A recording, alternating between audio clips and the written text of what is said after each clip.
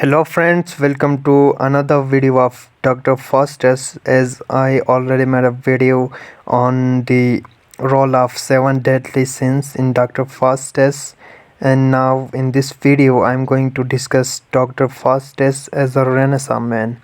So these are very important exam questions that you must prepare.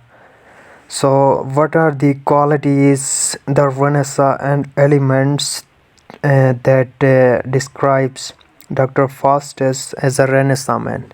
So let's discuss. A Renaissance man is the man who belongs to the Renaissance period, which is 15th to 16th century, and Renaissance man was fascinated by new learning and knowledge.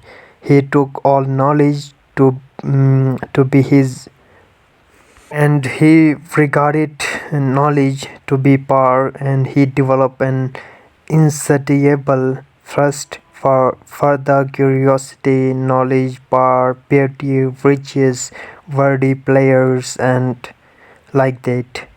And the writer of this age represented their age in their work. Christopher Marlowe is the greatest and truest representative of this age. So the Renaissance influence is seen in every one of his plays. Dr. Faustus represents the Renaissance spirit in various ways. So the qualities of Dr. Faustus as a Renaissance man are strong desire for ultimate knowledge, supreme power, sensual pleasures of life, love for beauty, respect for the classicism and individualism, and then and humanism is also there, and also the disregard for the authority of church or revolt against the church. So I discussed these points in detail. The first aspect is the thirst for knowledge or intellectual curiosity.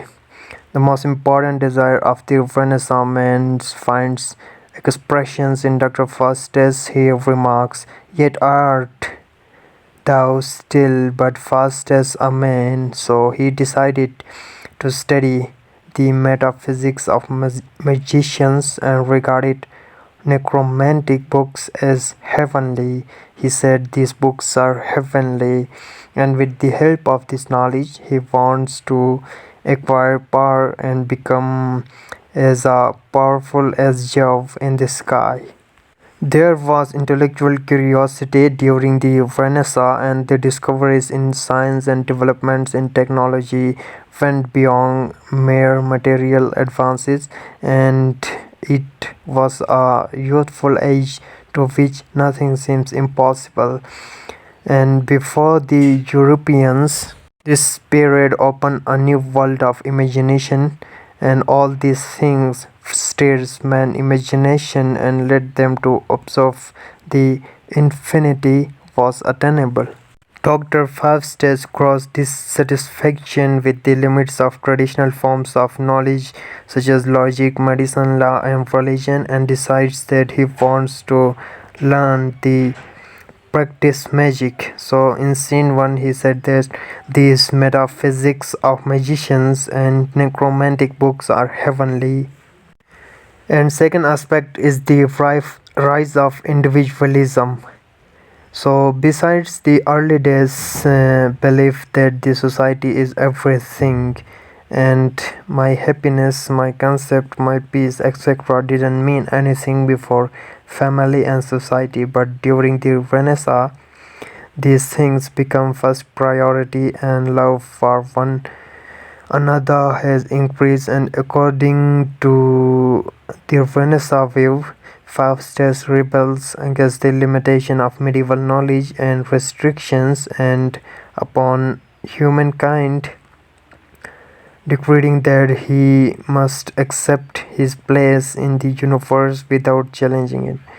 So because of this universal desires for enlightenment, Faustus make a contract for knowledge and power, and his desire, according to the Renaissance, is to transcend the limitation of humanity and rise to a greater achievements and height. The third aspect is the wealth power and exploration. The Renaissance man desired wealth and worldly pleasures, and after his agreement with the devil, he would have spirit at his command to do whatever he liked, and he would like them to bring gold from India, pearls from oceans, and delicacies from every part of the world. And in this way, he would have a lot of power and wealth to enjoy worldly pleasures. And like the Renaissance man, Dr. Faustus wanted to travel across the world, so with the help of Mephistopheles, he traveled to distant countries. And he views the clouds, the planets, the stars, the drops, the zones, quarters of the sky from east to west. His dragons swiftly glide. The fourth aspect is the love of beauty. Besides having love of knowledge, power, worldly pleasures, Dr. Faustus has the Renaissance love of beauty, so he wanted to have a wife, the fairest man there is in Germany, as he wanted to see the most beautiful woman in the world, and he conjured the vision of Helen. Helen, the most beautiful lady, Helen of Troy, and he expressed his feeling of great delight in the following words. Was this the phase that launched 1,000 ships and burned the topless towers of Ilium? Faustus commanded Mephistopheles to bring Helen to him. So Mephistopheles did it, and Dr. Faustus spent some time with Helen of Troy. And the fifth one is the spirit of humanism. It is considering the value of worldly life, and it also anti-medieval element. Medieval focus on about you have to prepare after earthly life.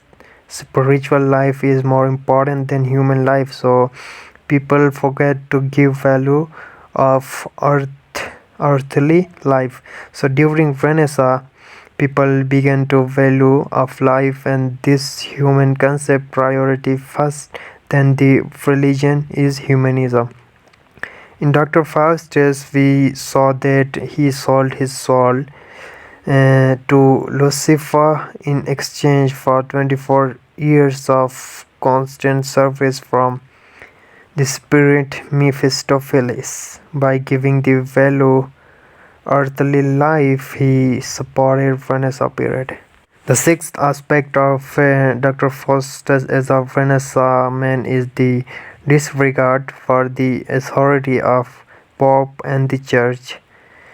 The Reformation was a companion movement of the Renaissance, and Protestants challenged the authority of Pope and disregarded him. Dr. Faustus not only disregarded the Pope and bishops when he stayed in Pope's palace, but gave him a box on the ear, and he also made fun of bishops because he pointed out that they were interested in only pleasure. And when the man who has transgressed against the natural laws of universe is justifiably punished, and which we also find in Dr. Faustus, after getting power, Faustus is going against human boundary and got proper punishment. At the last hour of Dr. Faustus, and Faustus is gone, regard his hellish fall, whose mindful fortune may exhort the wise only to wonder at unlawful things. And here we can remember mortal life from the chorus. Dr. Faustus became an overreacher, which led him his downfall.